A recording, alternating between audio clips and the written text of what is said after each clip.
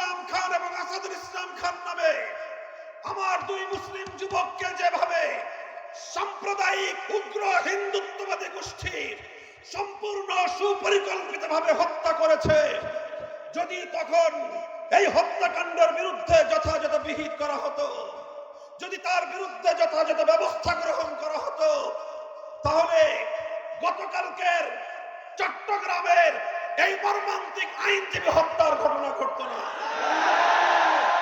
গতকালকের এই ঘটনার পর আজ গোটা বাংলাদেশ হতবাক। বাংলাদেশের বিবেকবান মানুষ বা ক্রুদ্ধ। একটি দেশের আদালত পাড়ায় যদি একজন সরকারি আইনজীবীর জীবন নিরাপত্তা না থাকে, তাহলে বুঝতে হবে এই উগ্র সাম্প্রদায়িক গোষ্ঠী কতটা ভয়াবহ এবং কতটা দুর্বৃত্ত এবং কতটা আগ্রাসী ভূমিকায় তারা পরিণত হয়েছে। আমরা বহু আগেই সতর্ক করেছিলাম। ইসকনের বিরুদ্ধে আমরা বছরের পর বছর কথা বলেছি। এই ইসকনকে যদি, তাদের অগ্রযাত্রাকে যদি রুখে না দেওয়া যায়, বাংলাদেশের স্বাধীনতা বিপন্ন হবে। জাতি ধর্ম নির্বিশেষে বাংলাদেশের সাম্প্রদায়িক সম্প্রীতির যে স্থিতিশীল পরিবেশ, এই পরিবেশকে ওরা জাহান্নামের আগুন দিয়ে জ্বালিয়ে পুড়িয়ে ছারখার করবে। আমরা অবাক বিস্ময়ে তাকিয়ে আছি বাংলাদেশের বিচার ব্যবস্থার দিকে, সর্বোচ্চ আদালতের দিকে। এখনো ইসকনকে নিষিদ্ধ করা হয় নাই। আজ আমরা ফরিদপুরের গণসমাবেশ থেকে ঘোষণা করতে চাই, এই ইসকন নামক সাম্প্রদায়িক উগ্র জঙ্গিবাদী গোষ্ঠীকে যদি নিষিদ্ধ না করা হয়, বাংলার মাটিতে ইসকনকে অবাঞ্ছিত করতে, উৎখাত করতে যা করতে হয় আমরা নিজেরাই তা করব।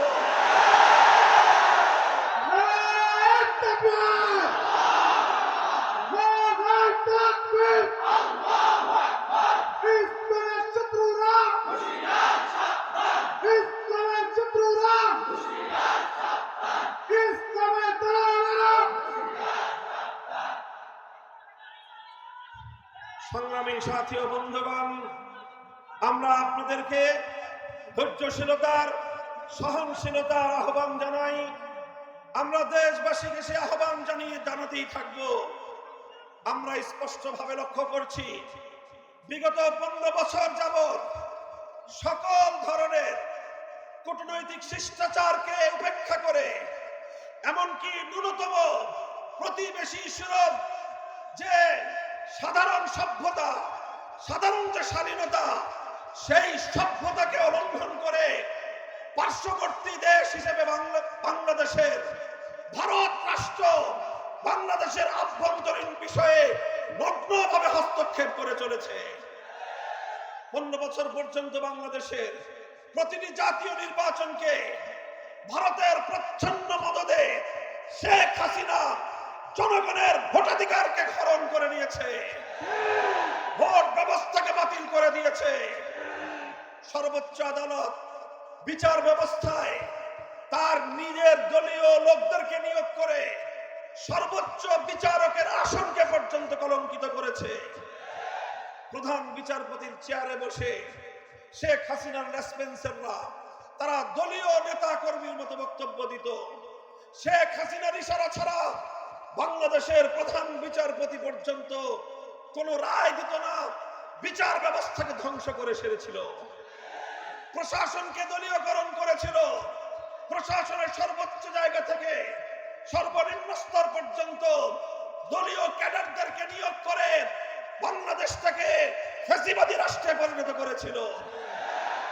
আইন শৃঙ্খলা রক্ষাকারী বাহিনীর কথা কি বলবো? এই আমাদের প্রিয় পুলিশ বাহিনী, তাদের দীর্ঘ ঐতিহ্য ছিল। ৭১ মুক্তিযুদ্ধের রণাঙ্গন থেকে যারা যাত্রা শুরু করেছিল, সেই পুলিশ বাহিনীকে দলীয় পেটোয়া বাহিনীতে পরিণত করে বাংলাদেশের সকল পুলিশদেরকে সে তার নিজস্ব দলীয় গুন্ডায় পরিণত করেছিল। আর এভাবে আইন শৃঙ্খলা রক্ষাকারী বাহিনীকে জনগণের মুখোমুখি দাঁড় করিয়ে জনগণ এবং রাষ্ট্রের বিরুদ্ধে একটি যুদ্ধান্তিহী পরিবেশ তৈরি করেছিল শেখ হাসিনা। আমি অবাক বিস্ময়ে চিন্তা করি যে একটি দেশের আভ্যন্তরীণ বিষয়ে একটি দেশের প্রধানমন্ত্রী হয়ে দেশকে এভাবে আত্মঘাতী ভাবে দেশকে ধ্বংসের দ্বার প্রান্তে কিভাবে একজন মানুষ পরিণত করতে পারে? তারপরে চিন্তা করে দেখলাম, শেখ হাসিনার রাজনীতি নিয়ে স্টাডি করলাম। আমার কাছে দিবালোকের ন্যায় পরিষ্কার হয়ে গেল, শেখ হাসিনার রাজনীতি শুরু করেছিল বাংলাদেশকে ধ্বংস করার জন্য। 1975 সালে তার বাবা শেখ মুজিবুর রহমান সাহেব জাতির সঙ্গে 1970-এর জাতীয় নির্বাচনে যে ওয়াদা করেছিলেন, সেই ওয়াদা ভঙ্গ করে জনগণের গণতান্ত্রিক অধিকার হরণ করেছিলেন। কোরআন সুন্নাহ বিরোধী আইন তৈরি না করবার অঙ্গীকার করে তিনি ধর্মনিরপেক্ষতাবাদ নামক কুফরি সংবিধান চাপিয়ে দিয়ে ওয়াদা খেলাফি করেছিলেন, জাতির সঙ্গে গাদ্দারি করেছিলেন। 72 থেকে 75 সাল পর্যন্ত 30,000 মায়ের কোল খালি করেছেন, বাংলার 30,000 তামাল সন্তানকে হত্যা করেছিলেন। 1971-এর স্বাধীনতার পর সর্বপ্রথম ক্রস ফায়ারের নামে সিরাজ শিকদারকে হত্যা করে শেখ মুজিবুর রহমান সাহেব বাংলাদেশে খুন এবং গুমের রাজনীতির সূচনা করেছিলেন। আর এই সব কিছুর প্রায়শ্চিত্ত করতে হয়েছিল তাকে 75 সালের 15ই আগস্ট। কিন্তু আমরা দেখলাম 1975-এর 15ই আগস্টের এই হত্যাকাণ্ডের পর শেখ হাসিনা ঘোষণা করেছিলেন আন্তর্জাতিক গণমাধ্যমে, যেই জাতি যেই দেশ তার বাবা এবং তার পরিবারকে হত্যা করেছে, তিনি সেই দেশের কাছ থেকে, সেই জাতির কাছ থেকে প্রতিশোধ গ্রহণ করবেন। সেই শুরু হলো শেখ হাসিনার প্রতিশোধের রাজনীতি। 1975 সালের 15ই আগস্ট থেকে 2024 সালের 5ই আগস্ট শেখ হাসিনার 50 বছরের রাজনীতি ছিল প্রতিশোধ গ্রহণের রাজনীতি।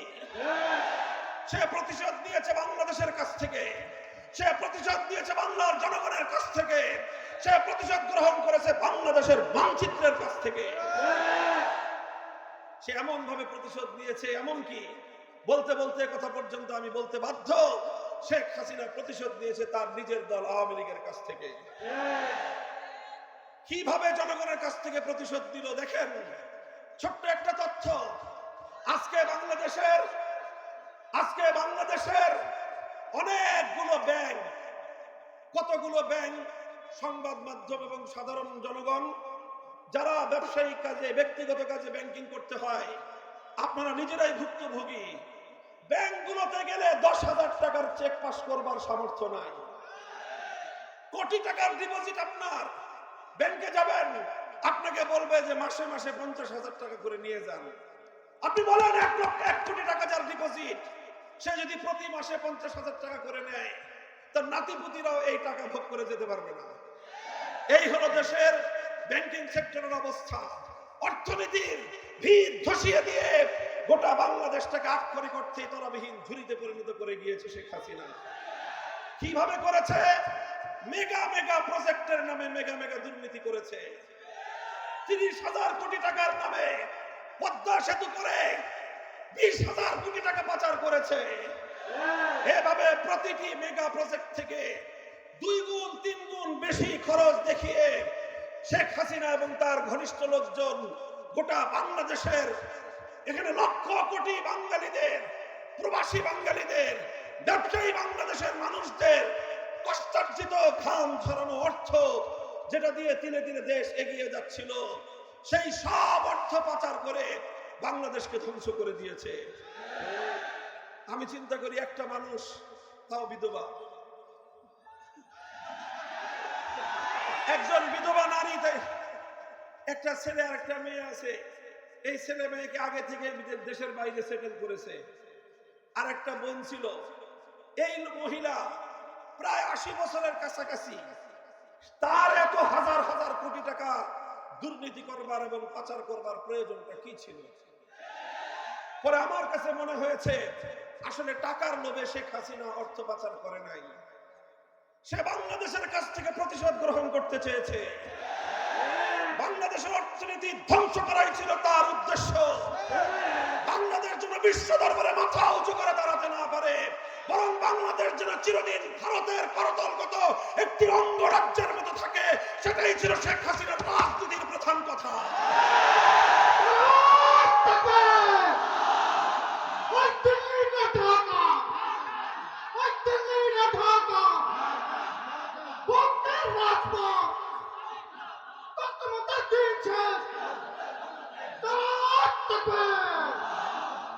সংগ্রামী সাথী ও বন্ধুগণ, এভাবে 15টা বছর পর্যন্ত শেখ হাসিনা বাংলাদেশের জনগণের প্রতিনিধিত্ব করে নাই।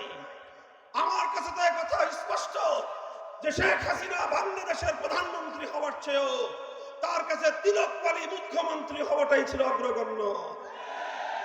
এভাবে বাংলাদেশের মানুষের ভোটাধিকার, বাংলাদেশের আইন শৃঙ্খলা রক্ষাকারী বাহিনী, বাংলাদেশের প্রশাসন, বাংলাদেশের অর্থ ব্যবস্থা সবকিছু ভেঙে গুড়িয়ে দিয়ে বাংলাদেশের চির উন্নতশীলকে ধুলায় মিশিয়ে দেওয়াই ছিল তার এবং তার প্রভুদের রাজনীতির মূল কথা।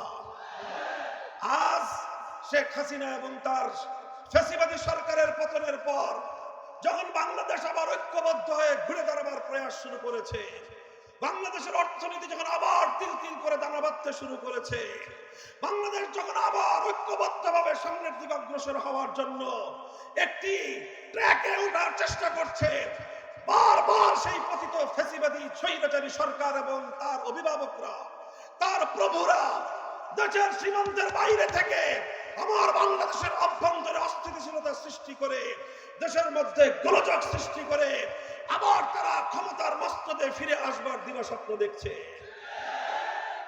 আমরা বলতে চাই পরিষ্কার, আজকে ভারতকে লক্ষ্য করে নাম নিয়েই আমাদেরকে কথা বলতে হয়। বিগত 6 মাসে অনেক চেষ্টা করেছো, বানের পানি ছেড়ে দিয়ে বাংলার মানুষকে তুমি পানিতে ডুবিয়ে মারার চেষ্টা করেছো। বাংলাদেশের মানুষ বন্যার পানিতে দাঁড়িয়ে তারা হাতে হাত রেখে আর ঐক্যবদ্ধ হয়েছে। এবার তুমি ইসকনকে নিয়ে দিয়ে বাংলাদেশের অভ্যন্তরে হিন্দু মুসলিম দাঙ্গা বানাতে চাও। আমরা পরিষ্কার ভাষায় বলি, সংখ্যালঘু হিন্দু ধর্মাবলম্বী যারা সম্প্রীতিতে বিশ্বাসী, আপনারা নিজ নিজ জায়গায় শান্তিপ্রিয় ভাবে থাকুন। আপনারা যে কোনো নিরাপত্তাহীনতা বোধ করবেন, বাংলাদেশের রাষ্ট্র, আইন শৃঙ্খলা রক্ষাকারী বাহিনী, প্রশাসন আপনাদেরকে নিরাপত্তা দিবে। যদি সেক্ষেত্রে নিরাপত্তা ব্যবস্থার কোন অপ্রতুলতা আপনারা যদি অনুভব করেন, পার্শ্ববর্তী ওলামায়ে কেরাম, মসজিদের ইমাম সাহেবান, মাদ্রাসার হুজুররা, হেফাজতে ইসলাম বাংলাদেশ, বাংলাদেশ খেলাফত মজলিস সহ ইসলামী জনতার কাছে আপনারা শুধুমাত্র একটু সংবাদ দিবেন, দেখবেন এদেশের সম্প্রীতি রক্ষা করবার জন্য, জনগণের জান মাল ইজ্জত আপনার নিরাপত্তা নিশ্চিত করার জন্য যে কোনো ত্যাগ স্বীকার করতে আমরা প্রস্তুত থাকবো।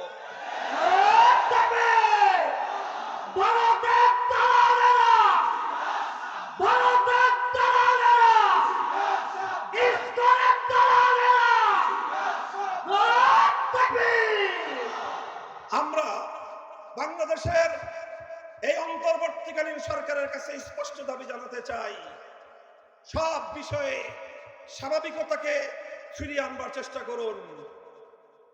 ভারতে সংখ্যালঘু হিসেবে মুসলমানরা যেই অধিকার থেকে বঞ্চিত হচ্ছে, ভারতে হিন্দুদের বিপরীতে মুসলমানদের তাদের জনসংখ্যার যে অনুপাত, সেই অনুপাতে ভারতের রাষ্ট্র কর্তৃক প্রদত্ত সরকারি সুযোগ সুবিধা এবং চাকরি বাকরিতে কত পার্সেন্ট মুসলমান সেখানে নিয়োজিত, আর পক্ষান্তরে বাংলাদেশে সংখ্যালঘু হিন্দু ধর্মাবলম্বীদের সংখ্যানুপাতিক অনুপাত হিসেবে তারা কত পার্সেন্ট বাংলাদেশের সরকারি সুযোগ সুবিধা, চাকরি বাকরির সুবিধা ভোগ করছে, বিষয়গুলো জাতির সামনে স্পষ্ট করুন। আমি কথা বলি না যে ভারত যেহেতু সংখ্যালঘু মুসলমানদেরকে তাদের প্রাপ্য অধিকার থেকে বঞ্চিত করেছে, কাজেই তার প্রতিশোধ দিতে বাংলাদেশের হিন্দুদেরকে প্রাপ্য অধিকার থেকে বঞ্চিত করা হবে, এই ধরনের সাম্প্রদায়িক কোন দাবি অতীতে আমরা করি নাই, আজও করছি না, ভবিষ্যতে আমরা করব না। আমাদের স্পষ্ট কথা, সকলের সঙ্গে ইনসাফপূর্ণ আচরণ করুন। যদি বৈষম্য থেকে থাকে, যদি এমন থেকে থাকে যে শুধু হিন্দু ধর্মাবলম্বী হওয়ার কারণে ভারতের আশ্রয়ে প্রশ্রয়ে ভারতের এজেন্ডা বাস্তবায়ন করার জন্য নানাভাবে তাদেরকে পদায়ন করা হয়ে থাকে, তাহলে এখানে ষড়যন্ত্রের আভাস খুঁজে পাই আমরা। অবশ্যই হিন্দু ধর্মাবলম্বী হিসেবে সংখ্যালঘুদের, বৌদ্ধ ধর্মাবলম্বী হিসেবে সংখ্যালঘুদের, খ্রিস্ট ধর্মাবলম্বী হিসেবে খ্রিস্টানদের প্রত্যেকের যার যার অধিকার নিশ্চিত করা হবে। এমনকি আমি এটাও বলি, সংখ্যালঘু হিসেবে মুসলিমদের থেকে তাদেরকে কিছুটা নিরাপত্তা এবং সুযোগ সুবিধা বেশি দেওয়া হোক, এতে আমরা কোনো ক্ষোভ প্রকাশ করব না। কিন্তু যদি আরেকটি দেশের এজেন্ডা বাস্তবায়ন করার জন্য যারা বাংলাদেশকে নয় ভারতকে নিজেদের প্রধান আশ্রয় হিসেবে মনে করে, তাদেরকে মাধ্যমে যদি আমার বাংলার অভ্যন্তরে বিশৃঙ্খলা সৃষ্টির পায়তারা করা হয়, আর সেই বিশৃঙ্খলাকারীদেরকে যদি আপনারা প্রতিরোধ করতে না পারেন, প্রতিরোধ করতে ব্যর্থ হন, জনগণ নিজেরাই প্রতিরোধের জন্য প্রতিরোধ যুদ্ধ করবে।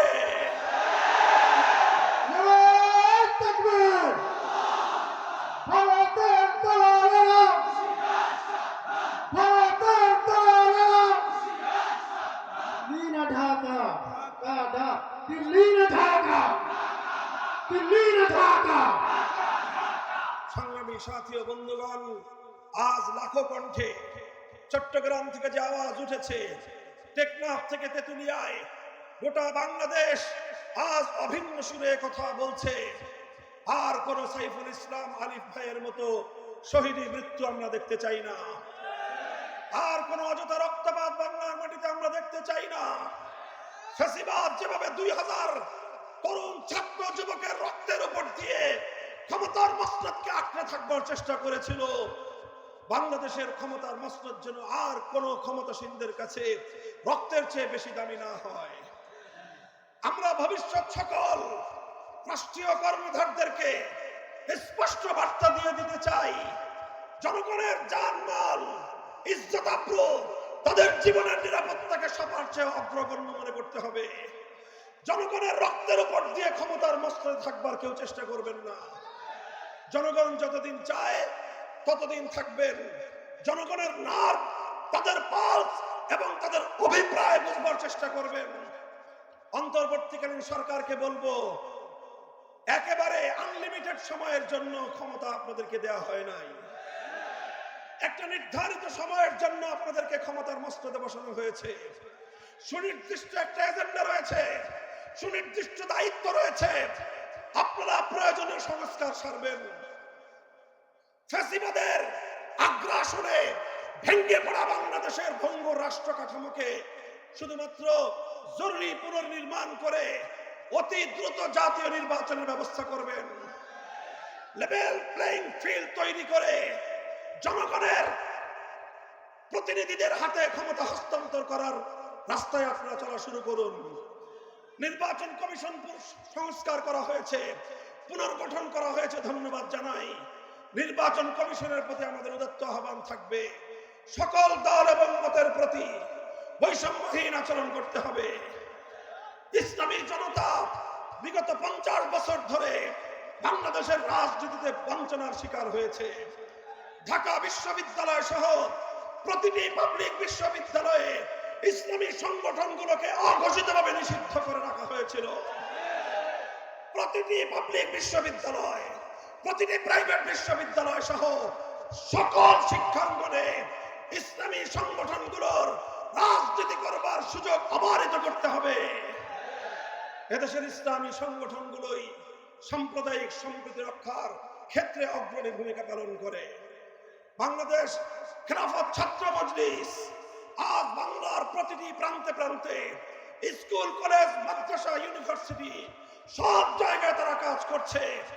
এদেশের তরুণ ছাত্র জনতাকে আমি উদাত্ত আহ্বান জানাই, আসো আমরা হাতে হাত রাখি। যেভাবে 5ই আগস্টের বিপ্লবের জন্য শহীদ আবু সাঈদরা বুলেটের মুখে বুক চিতিয়ে দাঁড়িয়েছিল, এটাই হলো বাংলাদেশ। শহীদ আবু সাঈদ বাংলাদেশের অপর নাম। এভাবে যদি আমার ছাত্র জনতা আগামী দিনেও শুধুমাত্র একটি দলকে নয়, একটি স্বৈরাচারকে শুধু নয়, গোটা স্বৈরতন্ত্রের শেকড়কে উপড়ে ফেলবার জন্য বদ্ধপরিকর হয়, সোনার বাংলাদেশ গড়ে ওঠা সম্ভব হবে। আমরা স্পষ্ট ভাষায় বলতে চাই, বৈষম্যহীন এই সমাজ ব্যবস্থা, সম্পূর্ণ ইনসাফ ভিত্তিক সমাজ ব্যবস্থা যদি আসলে আমরা গড়তে চাই, আমাদের এই চাওয়ার ক্ষেত্রে যদি আমরা শতভাগ আন্তরিক এবং সত্যবাদী হয়ে থাকি, তাহলে আমি যে কথা বলবো সেটা হলো এই, মানব রচিত কোন তন্ত্রমন্ত্রের মাধ্যমে পূর্ণাঙ্গ বৈষম্যহীন ইনসাফপূর্ণ সমাজ গড়া সম্ভব নয়। এজন্য একমাত্র নিশ্চয়তা প্রদানকারী ব্যবস্থার নাম হলো আল্লাহ প্রদত্ত, আল্লাহর প্রতিনিধিত্বের রাজনীতি, খেলাফতের রাজনীতি। তাই আজ বাংলাদেশ খেলাফত মজলিসে দেশের শীর্ষ উলামায়ে কেরাম, বুদ্ধিজীবী, সুশীল সমাজ, শিক্ষিত সমাজ, সরকারি অবসরপ্রাপ্ত কর্মকর্তারা তারা দলে দলে যোগদান করছেন। আমরা তাদের সকলকে নিয়ে বাংলাদেশে খেলাফত কায়েমের এই গণ আন্দোলনকে দুর্বার গতিতে এগিয়ে নিয়ে যাওয়ার জন্য আমরা ঐক্যবদ্ধভাবে কাজ করব ইনশাআল্লাহ। আজ যোগদানকারী যারা, তাদেরকে আমি বাংলাদেশ খেলাফত মজলিসের পক্ষ থেকে সাদর সম্ভাষণ জানাই। সেই সাথে সংস্কার করে বাংলাদেশে যে জাতীয় নির্বাচন হবে, সেই নির্বাচনে জাতীয় সংসদে কোরআন সুন্নাহ বিরোধী কোন আইন যেন তৈরি না হতে পারে, সেই ধরনের কোন একটি ধারা এবারের সংবিধান সংস্কারের মাধ্যমে অন্তর্ভুক্ত করবার জোর দাবি জানাচ্ছি। আগামী জাতীয় সংসদে বাংলাদেশ খেলাফত মজলিসের পক্ষ থেকে একদল যোগ্য, দায়িত্বশীল, জনগণ জননন্দিত নেতৃবৃন্দকে আমরা জনগণের প্রতিনিধি হিসেবে জাতীয় সংসদে দেখতে চাই। এজন্য আমি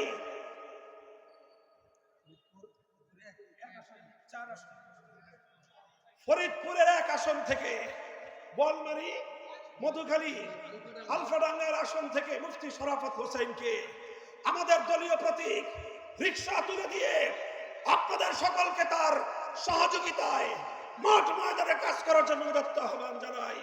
করবেন তো আপনারা ইনশাআল্লাহ?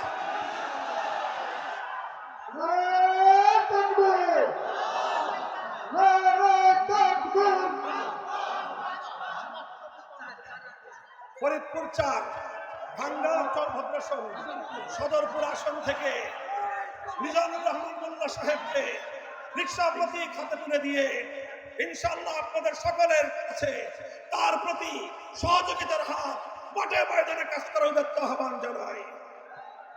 আপনারা থাকবেন তো ইনশাআল্লাহ? ইনশাআল্লাহ ইসলামী বিপ্লবের যে গণজোয়ার সৃষ্টি হয়েছে, এদেশের সকল ইসলামপন্থীরা আমরা হাতে হাত রেখে আগামীর বাংলাদেশ একটি সাম্রাজ্যবাদ বিরোধী বাংলাদেশ হিসেবে গড়ে তুলব। কোন বিদেশি আধিপত্যবাদী শক্তির আধিপত্য বাংলাদেশে চলবে না। আগামীর বাংলাদেশ হবে ইসলামের বাংলাদেশ, আগামীর বাংলাদেশ হবে খেলাফতের বাংলাদেশ।